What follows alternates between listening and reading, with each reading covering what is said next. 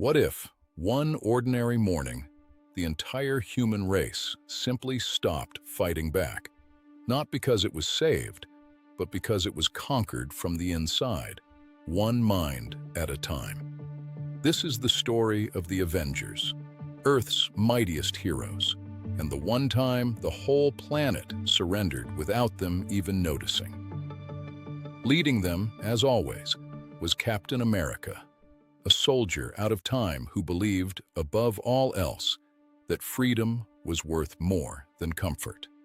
At his side stood a rotating roster of powerhouses, including the mighty Thor, god of thunder, and the brilliant, unbreakable She-Hulk. Together they had sworn to protect a world that couldn't always protect itself. But far away, in the shadowed kingdom of Latveria, another mind was already plotting. Dr. Doom, genius, tyrant, and self-declared savior of mankind, believed the world's chaos could be cured, if only everyone would simply obey him. Doom knew he couldn't force 7 billion people to bow through armies alone. So he turned his attention to a very different kind of weapon, a man named Zebediah Kilgrave, better known to the world as the Purple Man, whose very voice and touch could bend anyone's will to his own. Kilgrave was a criminal, a manipulator who had ruined countless lives with his mind control pheromones. Doom saw in him not a monster to punish, but a tool to perfect, if that power could just be made bigger, stronger, and impossible to resist. So Doom seized him, strapped him into a machine of his own design, and pumped his body full of drugs and cybernetics that would strip away his free will just as surely as Kilgrave had once stripped away others. The irony was deliberate. The master manipulator, now the perfect slave.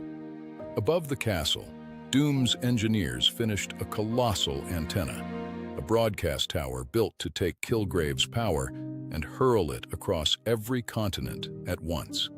If it worked, no army, no border, no willpower on Earth would be able to stop it. As fate would have it, the Avengers were not even on Earth when Doom made his move. Captain America, Thor, She-Hulk, and the rest of the core team had left the planet to escort a stranded research crew home from a lunar outpost, a routine rescue that would soon prove to be the only reason any of them kept their free will at all. Down below, with the heroes gone, Dr. Doom threw the switch. The world surrendered. In a single day, presidents, generals, and ordinary people alike simply stopped resisting. Wars ended mid-battle. Crime vanished overnight.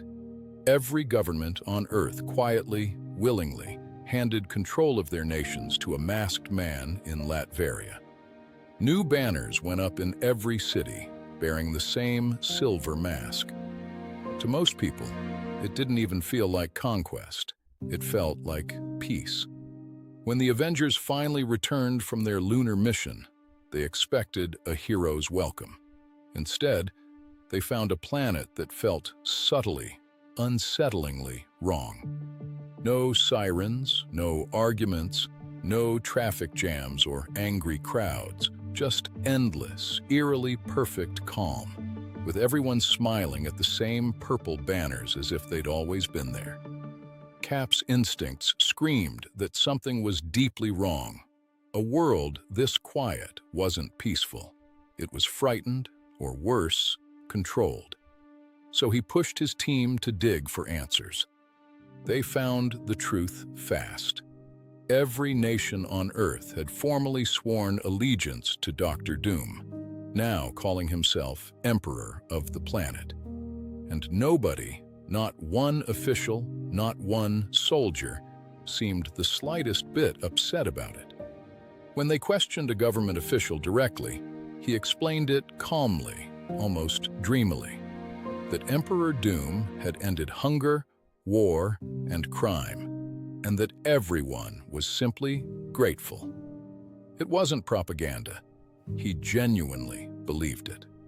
That was when it hit them. This wasn't political surrender. This was something inside people's minds. Every mind enslaved. Through hard-won intelligence, the Avengers traced the source. A mind control signal broadcast from a tower in Latveria, powered by the twisted, amplified abilities of the Purple Man, the same villain who had once terrorized cities with nothing but his voice. The stakes were staggering. If that tower stayed active, humanity wouldn't just live under a dictator. It would forget it ever had a choice at all. And the only reason the Avengers themselves were still free was pure chance. They'd simply been off-world when the wave first swept the globe. During a scouting run near the city's edge, She-Hulk drifted too close to a lingering pocket of the signal and felt her thoughts go strangely, sweetly quiet. For one terrifying moment, she almost stopped caring about anything at all, before her sheer strength of will snapped her free. It made the danger personal. If even one of Earth's mightiest could be swayed, then the world's population, with no powers to fight back, never stood a chance. Around the mansion's table, the team argued something no hero likes to admit. Under Doom, there was no more war, no more starving children, no more crime. Was it really their place to tear that down? Cap didn't hesitate. A peace no one chose for themselves, he said. Wasn't peace at all. It was just a prettier kind of prison. Just then, an unexpected visitor slipped into the mansion. A young woman with lavender skin and dark purple hair who introduced herself as Kara Kilgrave. She was the Purple Man's own daughter, and she'd inherited a shadow of his power, along with a lifetime of shame over what he'd done with his. Kara explained that her father wasn't ruling anything. He was Doom's prisoner too, drugged and wired into a machine that had turned him into a living broadcast tower against his will. She wanted him stopped, but she wanted him saved as well, and she knew exactly where Doom was keeping him. With her help, the Avengers finally had a target and a plan.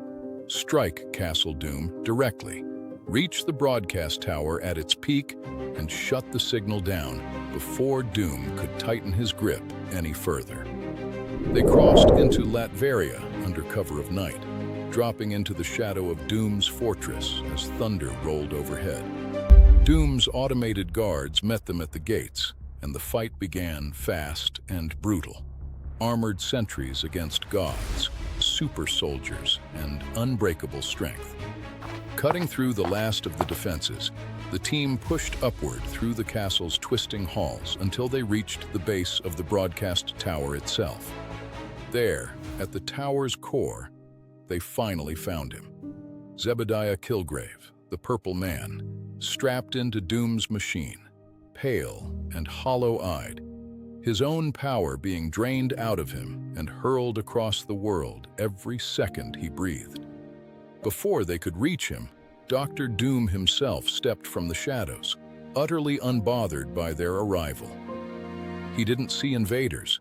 He saw ungrateful children, too blind to appreciate the perfect world he'd built for them. Doom argued that he had ended every war, cured every famine, and stopped every crime, and asked what right they had to take that away. Captain America answered simply, "A world where no one is allowed to choose isn't peace. It's a cage with a crown on top." Furious at the defiance, Doom unleashed his own armored fury, and the battle exploded across the tower's control chamber.